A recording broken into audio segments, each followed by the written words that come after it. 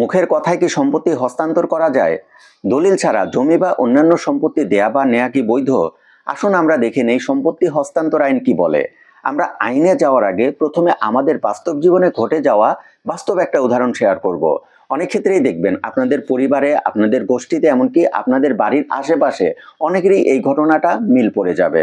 অনেক সময় দেখা যায় যে একজন বৃদ্ধ মানুষ তার 2 সন্তানকে কোনো একটা জমি 2টা ভাগে মৌখিকভাবে বন্টন করে দিয়ে যান। তারপর তিনি মারা যাওয়ার পরে তাদের মধ্যে কনফ্লিক্ট তৈরি হয়। দেখা যায় এক ভাইকে যে জমিটা দিয়েছে সেই জমির পাশ দিয়ে পরবর্তীতে রাস্তা চলে গিয়েছে, সেই জমির দাম গিয়েছে বেড়ে। অন্য ভাইকে যে জমিটা দিয়েছে সেই জমিটা একটু ব্যাকওয়ার্ড সাইডে পড়ে গিয়েছে। তখন সেই ভাই অন্য ভাইকে দেয়া জমি ক্লেম করে বসে। আর সেই ভাই তো বলেই বসে, আমার বাবা আমাকে মৌখিকভাবে 20 বছর আগে জমিটা দিয়েছে, তার মানে এই জমির প্রকৃত মালিকানা আমি। কি এমন কোনো ঘটনা ঘটেছে আপনাদের সাথে? আপনাদের পরিবারে কি এমন কোনো ঘটনা আছে? যদি এমন কোনো ঘটনা ঘটে তাহলে সেই ক্ষেত্রে আইন কি বলে? প্রকৃত মালিক কে হবে? যে 20 বছর ধরে ভোগ করছে, নাকি অন্য ভাইও সেই জমির মালিকানা দাবি করতে পারবে? সম্পত্তি হস্তান্তর আইন 1882 সালে এই সমস্যাগুলোর ক্লিয়ার ব্যাখ্যা দিয়ে দিয়েছে। সম্পত্তি হস্তান্তর আইনের 9 নম্বর ধারা অনুযায়ী যেসব ক্ষেত্রে আইন দ্বারা রেজিস্ট্রেশন বা দলিল বৈধ করা হয়নি সেই সব ক্ষেত্রে মৌখিকভাবে সম্পত্তি লেনদেন করা যাবে। অর্থাৎ এই আইন বলে আমরা একটা বিষয় ক্লিয়ার হয়ে গিয়েছি, আপনারা চাইলেই সম্পত্তি মৌখিকভাবে লেনদেন করতে পারবেন, কিন্তু সেই ক্ষেত্রে একটা ব্যাপার আছে। সেই ব্যাপারটা হলো আপনার সেই সম্পত্তি দেশের প্রচলিত আইন অনুযায়ী রেজিস্ট্রেশন বৈধ হইতে হবে না।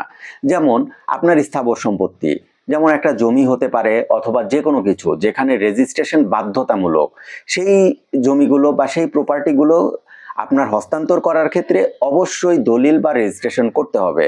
অন্যদিকে এমন কিছু সম্পত্তি আছে, অস্থাবর সম্পত্তি, যেমন হতে পারে নগদ টাকা, হতে পারে মোবাইল ফোন, হতে পারে কোনো স্বর্ণালংকার, হতে পারে গরু, এই ধরনের কিছু প্রপার্টি আছে যেগুলো আসলে রেজিস্ট্রেশন করতে হয় না। সেই সব সম্পত্তিগুলো আপনি চাইলে রেজিস্ট্রেশন ছাড়া, দলিল ছাড়া বা লিখিত কোনো অর্ডার ছাড়া আপনি যে কাউকে দিয়ে দিতে পারেন এবং সে পরবর্তীতে সেটা ক্লেম করতে পারে। তো এই হলো সম্পত্তি হস্তান্তর আইনের বিস্তারিত। আমাদের আশেপাশেই এমন অনেক মানুষ আছে বা অনেক পরিবার আছে যাদের এই সম্পত্তি নিয়ে সীমাহীন দুর্ভোগ, সীমাহীন সমস্যা যুগের পর যুগ ধরে চলছে। কিন্তু এই ছোট ছোট আইন আছে যে আইনগুলো আমাদের একদম ক্লিয়ার করে দিয়েছে এই সকল সমস্যার সমাধান। এর জন্য আমাদের কিন্তু আইনজীবী হতে হবে না।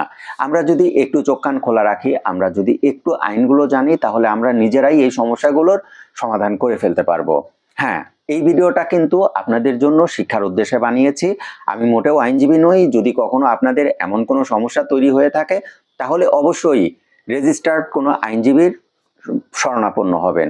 এটি শুধুই শিক্ষণীয় একটা ভিডিও। তো বন্ধুরা, কেমন লাগলো আজকের ভিডিও? যদি আজকের ভিডিওতে নতুন কিছু শিখে থাকেন অথবা আপনাদের পরিবারের জমি বা সম্পত্তি নিয়ে কোনো সমস্যা থেকে থাকে তাহলে অবশ্যই কমেন্ট করে জানাবেন, আমি সেটার আইনগত ব্যাখ্যা আপনাদের দিয়ে দিব। তো বন্ধুরা, আজকে এই পর্যন্তই। সবাই ভালো থাকবেন। আসসালামু আলাইকুম।